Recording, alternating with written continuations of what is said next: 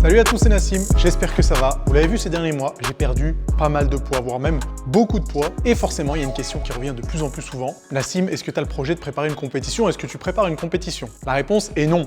Je ne prépare pas de compétition. Et même s'il faut jamais dire jamais, a priori là, je peux dire que c'est 99,9% sûr, je ne referai jamais de compétition de fitness. Et aujourd'hui, je vais vous expliquer pourquoi. Déjà ce matin, lorsque je me suis pesé, j'étais en dessous de 92 kg. C'est plus ou moins le poids que j'avais à presque toutes mes compétitions. Je pense que j'ai dû monter sur scène à quelque chose entre 90 et 92 kg sur pratiquement toutes les compétitions que j'ai faites. Donc effectivement, je suis plus ou moins dans la même condition physique, à peu de choses près, et je vous montrerai ça dans certaines des prochaines vidéos. C'est donc légitime que certains d'entre vous se posent la question, mais est-ce qu'il va préparer un événement en particulier? La réponse est non, parce que déjà en termes de compétition, j'ai eu ma dose. J'en ai fait 10. D'ailleurs, j'étais persuadé d'en avoir fait 11, mais peut-être que j'en oublie une. Donc ceux qui me suivent depuis pas très longtemps sont peut-être surpris d'apprendre que j'en ai fait autant. Et d'ailleurs, j'ai retrouvé toutes les dates et les placements que j'ai faits à toutes ces compétitions. Écoutez bien. Les amis, toute petite coupure pour vous encourager à vous abonner à la chaîne. Le principe est simple. Première étape, vous cliquez sur le bouton s'abonner. Deuxième étape, vous cliquez sur la cloche pour recevoir les notifications des prochaines vidéos. Troisième étape, vous vous posez tranquille et vous appréciez le contenu, pas plus compliqué que ça. Donc, apportez votre aide au développement de la chaîne, cliquez sur le bouton s'abonner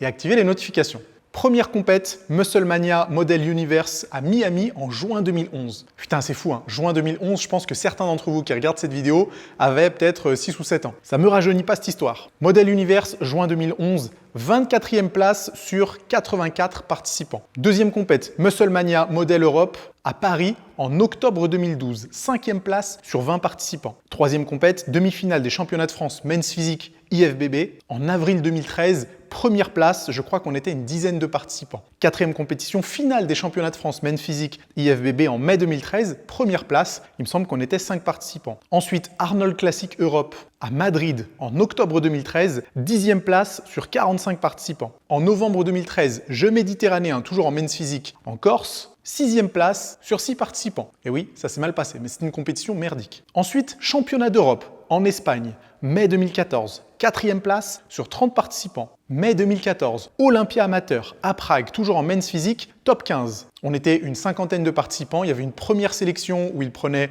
15 athlètes, et puis ensuite sur ces 15, ils en choisissaient 6. J'ai réussi à être dans la première sélection des 15, mais pas des 6. Ensuite, championnat du monde à Montréal, toujours en Men's Physique, IFBB, octobre 2014, 14e place sur 15 participants. Ça s'est très mal passé celle-là aussi. Et puis dernière compète, j'ai participé une deuxième fois à l'Olympia amateur à Prague en octobre 2015, celle que vous avez pu suivre sur ma chaîne YouTube, non classée, donc j'ai même pas fait un top 15. Vous voyez que du coup, de l'expérience dans ces compétitions, j'en ai quand même un petit peu et j'ai toujours participé dans la catégorie Men's Physique. Pourquoi ça ne m'intéresse plus et pourquoi je n'en ferai plus jamais? La première raison, c'est que j'ai tout simplement pas le niveau. Ou peut-être on pourrait dire j'ai plus le niveau. Parce qu'il y a certaines compétitions internationales où j'ai fini plus ou moins bien placé. 4e au championnat d'Europe, c'est plutôt une belle performance. D'ailleurs, c'était le meilleur placement des Men's Physique français à cette compétition-là et ça m'a permis de participer au championnat du monde la même année. Sauf que c'était en 2014. Les physiques des athlètes Men's Physique se sont complètement métamorphosés entre le moment où j'ai commencé à faire des compétitions, c'est-à-dire 2012-2013, et aujourd'hui 2020-2021. D'ailleurs, même au plus haut niveau, la transformation est flagrante. Regardez la comparaison entre le vainqueur de l'Olympia en Men's Physique lorsque la catégorie a été créée et le vainqueur de l'Olympia en Men's Physique en 2020. Là, il n'y a pas photo. Et peut-être qu'en 2012, 2013, voire même 2014, j'aurais pu avoir des chances de faire de très bons classements. Aujourd'hui, c'est même plus la peine. Je pense que même en participant à une compétition régionale en France en Men's Physique, je pense que je finirai en bas du classement, très clairement. Et ça fait un peu mal au cœur. Clairement, je ne vais pas me présenter à une compétition juste pour y participer et en plus terminer sûrement en bas du classement. Quand on se présente à ce genre d'événement, même si effectivement c'est un défi personnel, etc., personne n'a envie de terminer dernier. Donc la première raison pour laquelle je ne participerai plus à aucune compétition, c'est parce que j'ai pas le niveau, que ce soit en Men's Physique, en classique physique, en bodybuilding, ce que vous voulez. Je ne sais pas si c'est une bonne ou une mauvaise nouvelle d'ailleurs, que le niveau des Men's Physique ait tellement changé en quelques années, parce qu'à l'époque c'était une catégorie qui était abordable, disons les choses comme elles sont pour les pratiquants naturels. Maintenant, c'est même plus la peine. Alors il doit, je pense, en rester quelques-uns, mais probablement que c'est pas la norme,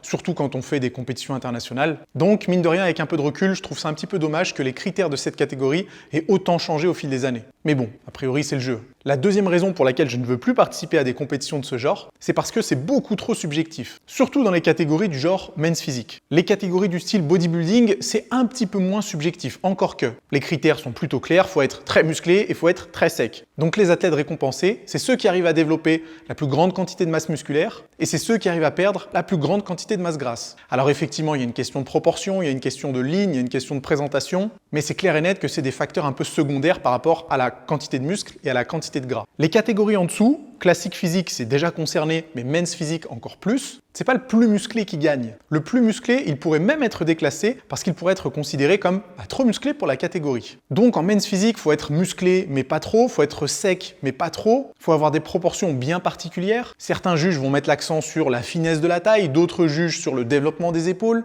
D'autres juges encore vont se concentrer sur le short de l'athlète. En clair, c'est le bordel. Et ça, c'est incroyablement frustrant pour des participants de faire une diète de plusieurs mois et de ne pas savoir exactement sur quoi ils vont être jugés. Alors les fédérations, genre IFBB, vont vous dire si, les critères sont bien établis. Mon œil, une fois le jour de la compétition arrivé, t'as tel juge qui est copain avec telle personne qui va du coup lui mettre des points parce que sa tête lui revient, qui va pénaliser l'autre gars parce qu'il s'entraîne avec un coach concurrent. Les compétitions de bodybuilding, c'est un secret pour personne, il y a beaucoup de copinage et c'est loin d'être objectif. Donc imaginez la frustration de faire autant de sacrifices, parce que ça en demande des sacrifices pendant plusieurs mois, pour participer à une compétition dont vous ne savez pas exactement quels sont les critères précis et où les juges sont susceptibles de faire du copinage avec telle ou telle personne. Moi, en tout cas, j'ai pu voir comment ça se passait pendant ces compétitions et je peux vous dire que ce soit au niveau national ou au niveau international, c'est assez décourageant de voir comment les jugements se passent. C'est probablement pour cette raison d'ailleurs qu'aussi peu de personnes considèrent le bodybuilding comme un sport, parce que c'est beaucoup trop subjectif. Et un athlète peut très bien finir en première position à une compétition et finir en 10e position 2 semaines après à une autre compétition avec la même condition physique. Uniquement parce que la compétition se passe dans un autre pays avec d'autres juges. Si c'est pas du foutage de gueule, ça, je sais pas ce que c'est. La troisième raison qui me donne pas du tout envie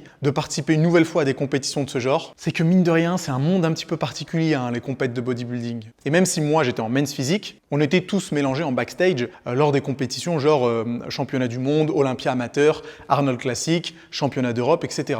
Donc il y avait les participantes en bikini, il y avait les participants en bodybuilding, en men's physique, toutes les catégories plus ou moins confondues en fonction des horaires de passage. Et c'est vraiment un délire bizarre. Tout le monde est dans son coin, tout le monde se regarde de travers, les temps d'attente sont ultra longs, les backstage sont dégueulasses parce qu'il y a du tan de partout, l'odeur du tan, moi je ne peux pas la blairer, elle me donne envie de vomir. T'es confronté à des actions à dormir debout, il y en a un qui boit du rhum avant de monter sur scène, l'autre il boit du vin, l'autre il mange une glace. Un autre, il mange des chips, l'autre, c'est du beurre de cacahuète avec je ne sais quoi dessus. En fait, c'est bizarre. Et c'est un environnement où j'ai jamais été vraiment très à l'aise, en fait. Peut-être que j'ai jamais été vraiment très à l'aise, parce que même si on a l'impression que c'est quelque chose qui se développe, les compétitions de fitness, ou que ça s'est développé les 10 dernières années, ça reste toujours quelque chose où il y a pas beaucoup de moyens et ça se ressent clairement dans l'organisation des compétitions. Peut-être un peu moins aujourd'hui parce que, faut dire ce qu'il y a, les choses ont bien évolué depuis que moi j'ai participé à mes premières compétitions aux alentours de 2012. Mais c'est clair que, d'après les expériences que j'ai vécues, ça me donne pas du tout envie d'y participer à nouveau. La seule compétition qui était incroyablement bien organisée, où tout était bien cadré dans les backstage et tout, c'était l'Olympia amateur à Prague en 2014. Compète organisée dans un bel endroit, avec beaucoup de moyens, les horaires de passage étaient respectés, le staff de l'organisation savait ce qu'il faisait. En clair, c'était un vrai plaisir pour le coup.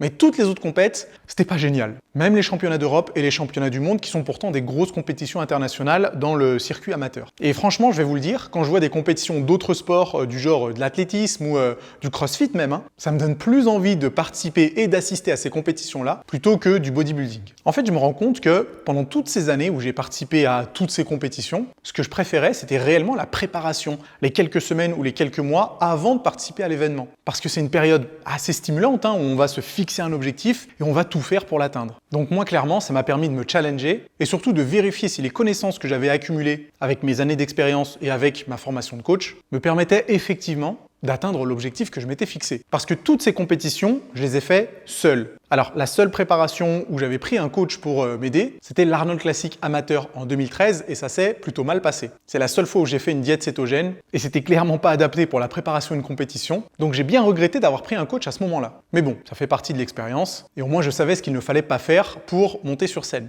Mais du coup, toutes les autres compétitions, je les ai fait tout seul, avec les connaissances que j'ai développées. Et mine de rien, je pense avoir atteint un niveau plutôt pas mal. Surtout pour, n'en déplaise à certains, un pratiquant naturel, se présenter sur scène à 1m86 et aller aux alentours de 90 kg et un taux de masse grasse relativement bas, loin d'une condition qu'il faudra avoir pour une compète de bodybuilding, mais une condition plutôt satisfaisante pour des compètes de men's physique. Et franchement, je suis plutôt content d'avoir accompli ça. Mais pourquoi au final, au tout début, avoir décidé de participer à ma première compétition? J'ai pas commencé la musculation dans l'idée de participer à une compétition de fitness ou de bodybuilding. D'ailleurs, quand j'ai commencé en 2006, il n'y avait pas beaucoup de choix, hein. C'était soit bodybuilding, soit rien d'autre. Donc à moins de peser 120 kg, c'était compliqué de pouvoir prétendre à participer à une compète. Donc mes premières années de musculation, je les ai faites uniquement pour moi, pour mon plaisir personnel et pour me développer. Par contre, à partir de 2011, où il y a eu la création d'autres catégories relatives au bodybuilding, et en l'occurrence men's physique, où je me suis dit, pourquoi pas, ça peut être marrant à tester et ça fera un challenge. À l'époque, les meilleurs athlètes dans cette catégorie-là avaient un physique qui restait atteignable, et du coup, c'était un goal assez cool à se fixer pour quelqu'un qui faisait de la musculation depuis déjà 5-6 ans. Donc c'est de là qu'est partie ma volonté de participer à ces compétitions. Maintenant, je pense qu'avec l'âge, parce que j'ai plus 20 ans, et les responsabilités que j'ai maintenant, c'est-à-dire gérer plusieurs entreprises, et bien du coup, tout ça passe au second plan. Surtout avec les raisons que je vous ai énoncées plus tôt, qui réduisent un petit peu la qualité de l'expérience. Donc voilà, maintenant vous le savez. Oui, j'ai perdu du poids. Oui, je me retrouve à un poids de corps qui était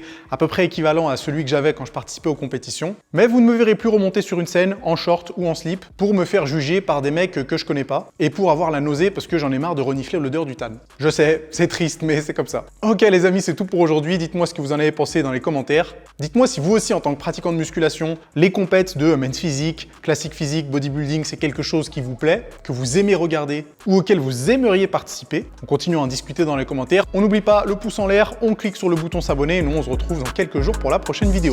À plus.